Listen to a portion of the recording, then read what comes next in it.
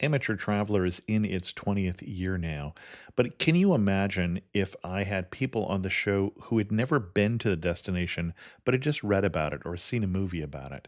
That wouldn't make any sense at all, and you wouldn't listen.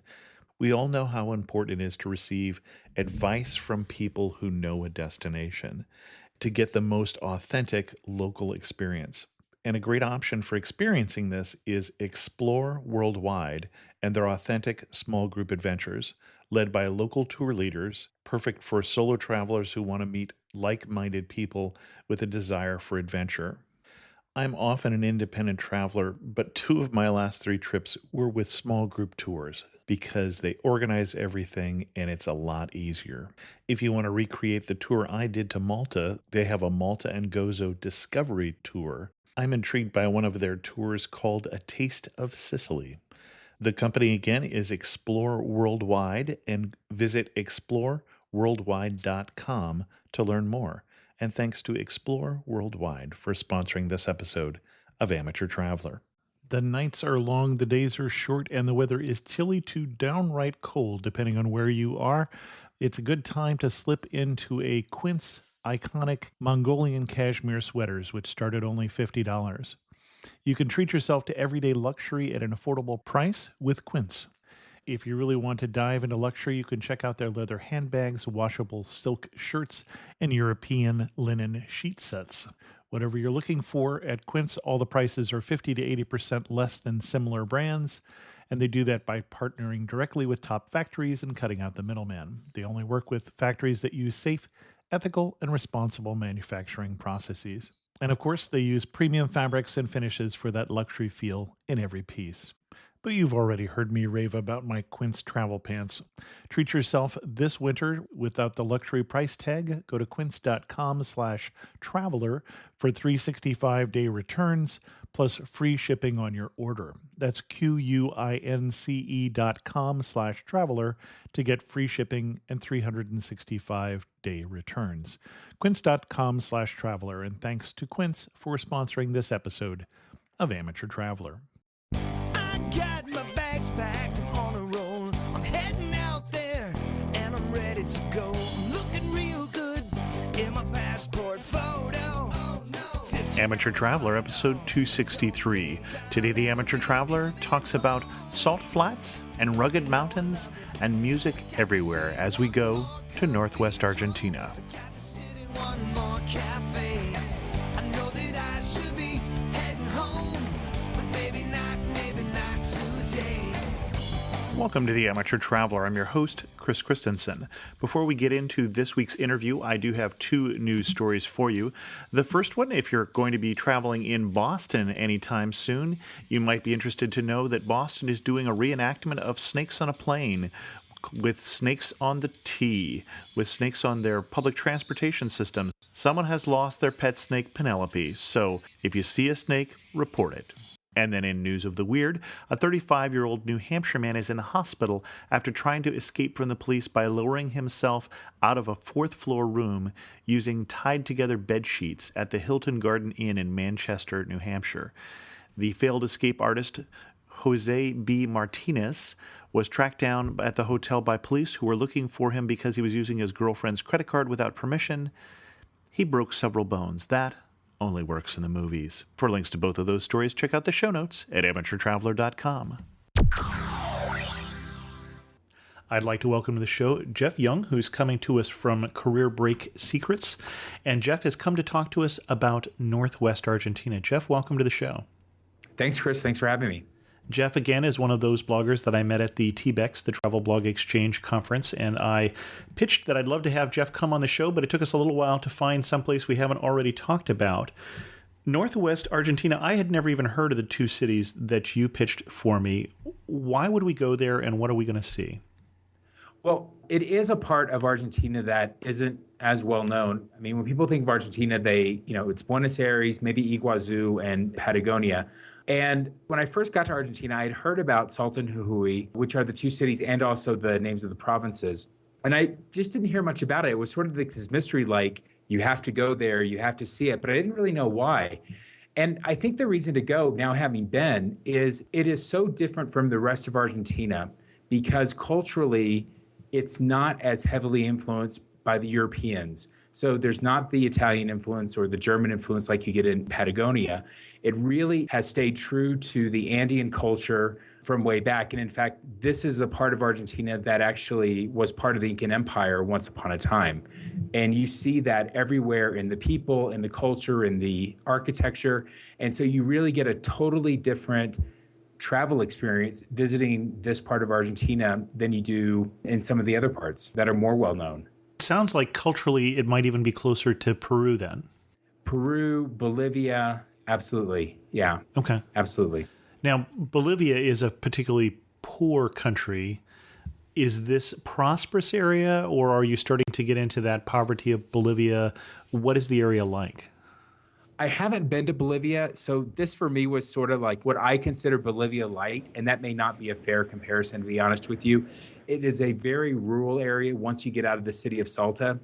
So you get all kinds. You get to some of the smaller villages where it is much poorer, it is much more basic, and then you get to other small towns like Cafayate or Cafayate, which is a wine region, and that town has a feel that's a little bit more prosperous. And then Salta, which is the big city in the area, certainly has it doesn't really have an urban feel, but it's not poor, I guess is the only way that I can say it. I mean, there's good infrastructure, there's good roads, there's good housing, there's good places to stay.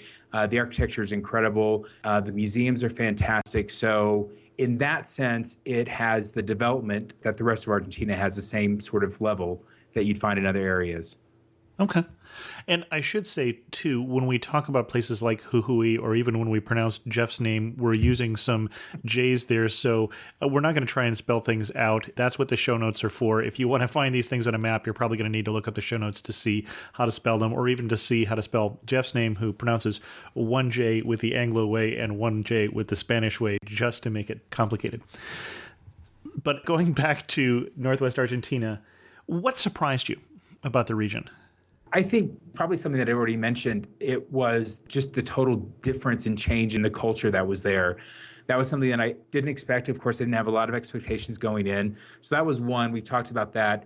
Number two, I think Salta, the city, is really a cultural hub. The main plaza has one major cathedral right in the center. And then around the city, there are other big, beautiful cathedrals. There are some great museums there. I'm going to guess there's one cathedral and several large churches. A cathedral is the home of a bishop, so usually you wouldn't have multiple ones in one city. Yes, that's probably correct. And there are several museums. One that I really liked is called the MAM, I guess. The MAM, M-A-A-M is the acronym, but it's the Archaeology Museum. And one of the interesting things that they had, an exhibition they just started, and I believe it's still going on, is they had recently found 3 child mummies. And these children are only about 500 years old. They found them at about 22,000 feet, so they were incredibly well preserved. And it was actually a little creepy going into the area where they had them. It was actually quite cold to keep them well preserved because they're still, the skin, the hair, it's also real. You know, these mummies don't look like what you'd maybe had seen mummies in other museums where it was sort of more blackish bones sort of thing. I mean, these look like they could wake up. They were that real. So that was a big surprise. And I think the other big surprise was the music culture in the entire region is very strong. It's not something that you would hear outside of the region. And there seemed to be a storytelling tradition in the music. So it wasn't just sort of home on the range, sort of a rural, rustic kind of folksy. It was storytelling and telling the history. Now, I didn't understand enough Spanish at that time. And with all of the slang, I didn't pick up on exactly what the stories were telling me, but they were telling stories in a lot of places. And that actually is a good lead in. You say that not a lot of tourists get here. What is the tourist infrastructure? I know that your Spanish is probably much more fluent since you're currently living in Colombia, but how was it at that point, and was it difficult to get around with not as much Spanish? No, I found it pretty easy, and in Salta in particular. Now, getting there, you can get there with all the major bus services that are in Argentina. That's not a problem. You can fly in as well via Aerolíneas Argentinas or with LAN Argentina as well. And when we talk about bus service, they have some very good buses from what I understand. They're fantastic. The bus services sort of spoil you here. I mean, you have the beds that go flat, which are called the camas, and then they have the semi-cama where the beds go sort of halfway back. But even the semi-camas are wide enough that you're frankly quite comfortable. So if you can't get the cama because there aren't as many of those seats, even the semi-cama, if you're doing the overnight bus, are actually quite comfortable.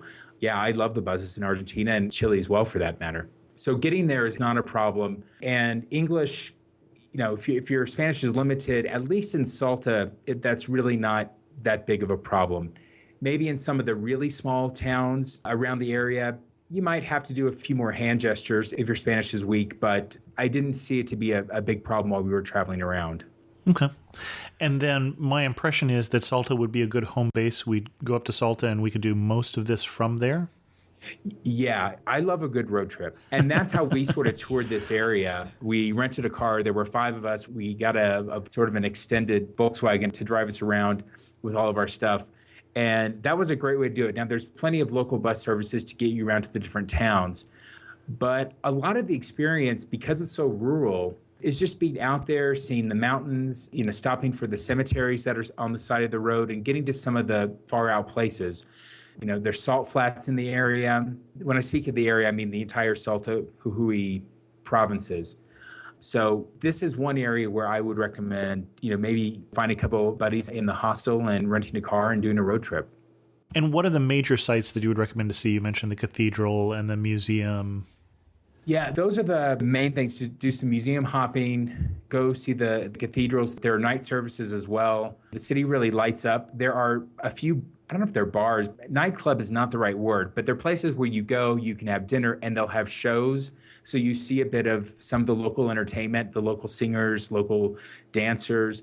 And that was really a lot of fun. And they'll get the audience involved and those kinds of shows. And I don't remember where exactly we went, but there are several of them around. And that's something that I would recommend in the city of Salta. Something that the locals are going to also, or is that aimed at the tourists? No, the locals go. Excellent. Yeah. The great thing about Salta is because now it does get a fair bit of backpacker traffic, but you tend to mix a lot more with other Argentines from wherever they may be, which is great. Okay. And we talked about Salta going in there. Any recommendations for places to stay? You're hosteling normally. Yes. We arrived on the bus in the morning. And Argentina is one of those places where a lot of times you show up and there are people there with the flyers or with their book, with, maybe various hostels.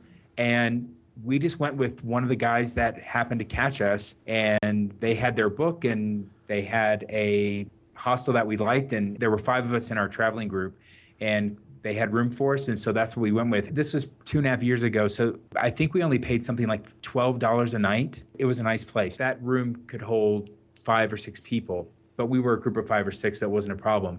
But most of the housing that we had in this area, all throughout Salta and Jujuy, I don't think we paid more than $15, and that was one night.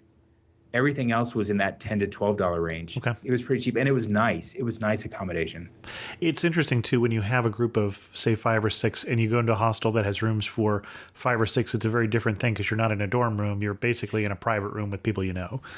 Yeah, and I'm not a big one on dorm rooms. A lot of times I'll do privates in the hostel, or I'll get a room that's, say, maybe only 3 or 4, and that I don't mind so much. But, if you get a room that's, say, 6 or 8, or I've been in a couple where it's been 12 or more. That I typically don't do, just for the record. Okay. But the places that we were staying, they were nice. There's no doubt about it. You said you had a chance to interact more with Argentines. Anybody who made a strong impression on you? There was one, first night we left Salta, we went up to a small town it's called Tilcara, and we happened upon a festival that was going on in that town that night in the town square. So we listened, there was dancing and singing, it was great. And then we went to eat. And in that restaurant, there were these 2 men who were singing, and they were doing this sort of storytelling, singing that I'd mentioned. And I didn't meet them, but they made a really strong impression. There was just something about the way they told their stories that even though I had no idea what they were singing about, it was really impactful. And this place is sort of very, I don't want to say spiritual, but it has a certain vibe about it that you just sort of get into. And I was just mesmerized by their singing and by their stories. Like I said, even though I had no idea what they were telling me, I remember them to this day. Huh. Interesting. Were you using any guidebooks to get around? And if so, did they recommend anything that you would steer people away from? No, I did not have a guidebook, but a couple of my compatriots did. And they sort of were the ones who were mapping this out. I guess the only road that we took that I really wouldn't recommend is if you go north of Salta, you get to a town called Purmamarca. And in Purmamarca, the famous thing there is the mountain of seven colors. And actually, you'd count more, but you have these striations, I guess they're called. Okay. And you'll get these purples and greens and oranges and reds and all different hues and shades. And to the west of that town, there are some salt flats, which are great to see. What we tried to do after the salt flats was then go off another road to head back south towards Salta. And there was nothing out there. It was just dry, flat scrub brush. And the area is pretty dry anyway, and you get a lot of scrub brush, but because of the mountains, it adds a certain dimension that you don't really care. Uh-huh. But here we were on the other side of the mountains. It was just flat and dry, and there was literally nothing to see. And so that area, sort of west of Purmamarca and south, I would stay off of that road. There's nothing. There's just nothing. And what time of year were you there? You talked about it being dry. Yeah, we were there in September, so it was just coming out of winter, going into spring. One thing that I do want to mention is it's a very high altitude-wise. So Salta is sort of a little bit lower. I think Salta is only about 3,000 or 4,000 feet above sea level. But some of the places where we went, we were getting up to 13,000, 14,000 feet. Ah, okay. And if you have altitude issues, I think out of the five of us, I think four of us at some point succumbed to altitude sickness of some type or another. And that was without really, doing a lot of hiking or doing anything really overly strenuous. So you see then as a result, and this also ties to the Andean tradition, something you certainly see in Bolivia and Peru, you see coca leaves being sold everywhere. Sure. And so we were chewing coca leaves every day, trying to, sort of ward off the effects of altitude sickness. But we actually had one friend of ours, I forgot what town we were in. We were at lunch and we were seated at lunch. We had just eaten and he just fell over because of the altitude. Oh my gosh. Wow. Yeah, this was at lunch, middle of the day. We had just eaten and all of a sudden he's on the floor. This kid runs out. He brings in this older gentleman who has some type of herbs that were wrapped into this sort of cigar-looking deal and stuck under his nose. And I'm not sure what was in that, but that sort of brought him to and kind of got him so we could get him to the local hospital where we could, get him some oxygen and just sort of get him right. And luckily that was our highest point of the day. And from there we were going back downhill. So we were getting out of the altitude. But, the altitude is serious. It can affect you. And that's something you need to know probably going through this is that if you do have issues with altitude, just be aware that you're getting high in some places and not because of the coca. Yeah, I knew where you're going there. Yeah, no, I've been at 11,000 feet, for instance, trying to do a quarter-mile nature hike, and you said you weren't doing anything strenuous. At that altitude, that is strenuous. You feel it. You absolutely feel it. Yeah. The air is a mite short of oxygen at that point. Yeah. Interesting. What was the best day you had? I think the best day was probably the day we drove to one of the most remote parts of this region. There's a small town called Arusha, and it's really off the beaten path, and it's heading way north of Salta now. You drive off the main road, which I think is Route 9 around there, and you go on sort of this dirt road through the mountains. And at first you go up, and you get up to about 13,000 feet, and then you head down. And it's all switchbacks through this area. We drove through some farmland. We drove through some mountainous areas. We eventually came across a river that we followed to get into Arusha. And we reached this town. We stopped probably every 10 or 15 kilometers to take pictures because it was just so beautiful. And it was a very raw beauty. You really felt like you were in the middle of nowhere and sort of in this secret little place. You get to Arusha, which is a tiny little rural town, and it's literally where the road ends. The road does not go beyond Arusha anywhere. There's only one way in and one way out.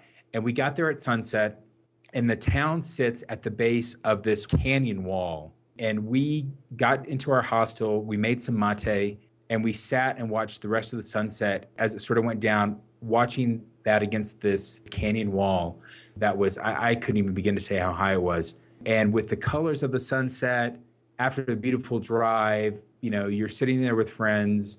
That was just the perfect end to a perfect day. And that drive, I will never forget. And the end to that day, I'll never forget. And we should say mate is a tea-like substance. We talked about it in our Uruguay episode. Yes. Yes. And you talked about taking pictures every 10 or 15 kilometers. What pictures, what one or two pictures really just bring you right back there when you see them? Certainly the photo from Purmamarca of the seven-colored mountain, that one for sure always brings me back because it's such a stunning sight and it's a very accessible mountain. They say mountain, it's really kind of a big hill, but it's such a stunning sight to see all these colors come together in these, like I said, these striations. I think one of the other things is there was a little town we stopped off somewhere along the way called Maimara. And in Maimara, there is a huge cemetery. And this has to be one of the most, I don't mean to be sacrilegious here, but one of the most pimped out cemeteries I've ever seen. Well, there's a couple of words I've never heard used together. I mean, the care that people took for their relatives that were buried there, the adornments, the offerings, the candles, and it was all set on this hilly slope. And then off in the distance, you had more of the mountains right there, again, with different striations, with different colors of the rock. And that was a place, when I look at my pictures of that cemetery, it takes me right back to that area and sort of that feeling, that sort of almost spiritual feeling of the place. And you couldn't help but be moved by the care that, again, that people took of their relatives in the cemetery. One thing that you think of, and you just have to laugh and say, only in Northwest Argentina, besides pimped out cemeteries. But... Right. I think a lot about the music. And I don't know if it's the one thing about it. It's not something particularly funny, but it is, there was music everywhere. And it was all different than anything I'd heard before. And there was something that it's just sort of spoke to you. Okay, so not so much funny, but just charming. It sounds like you were just... Very charming, yeah. Interesting. Okay. Anything else we should know before we go to Northwest Argentina? It is a dry area. It's almost desert-like. So it does get very cold. So if you're going in the wintertime, make sure you take stuff to bundle up in. And I am going to guess that in the summertime, it gets very hot. My guess is this area has very extreme temperatures. We're certainly going to recommend sunscreen, too, once you're at that sort of altitude. Absolutely. I'm glad you brought that up. We were using a lot of sunscreen while we were there because even though it was still quite cold, it was also quite windy. We were using a lot of sunscreen, a lot of chapstick. Chapstick is something you definitely need in that area, no doubt about it. Anything else you should pack before you go there besides sunscreen and chapstick? Your coca leaves. There weren't a lot of ATMs around, especially in some of the smaller towns. So I would take extra cash with you just in case, because once you leave Salta, then the next big city up to the north is Jujuy. And beyond that, there might have been an ATM in Purmamarca, but I don't recall offhand. But there weren't many, and that I do remember. So definitely make sure you take a little bit of extra cash. And again, this is a place I would definitely consider doing a road trip because it's the kind of place where you're going to want to stop. You're going to see something you like, and you're just going to want to stop and take a photo. And you mentioned Jujuy. We mentioned at the beginning. I don't think we've talked about any particular thing to see in Jujuy. We just sort of stopped through. We had a late lunch there, and we sort of walked around the town plaza. The town didn't strike me as offering a lot. To be fair, we didn't look for it either. We were sort of passing through anyway. Salta is a place you want to stay and base yourself out of, I think, for sure. Okay. And you talked about getting a bite to eat. Anything particularly, if we want to experience Northern Argentina, you've got to eat the what? In that sense, the food was pretty similar to the rest of Argentina. There were a lot of milanesas. A lot of beef. There was a lot of beef. In the town it's called Humahuaca. And in Humahuaca, which is the town where you take the right turn to go to the small town of Arusha, we had some really nice empanadas there. And empanadas are great all over Argentina, but for some reason there, maybe it was because of the road trip, who knows, they seem to taste really, really good there.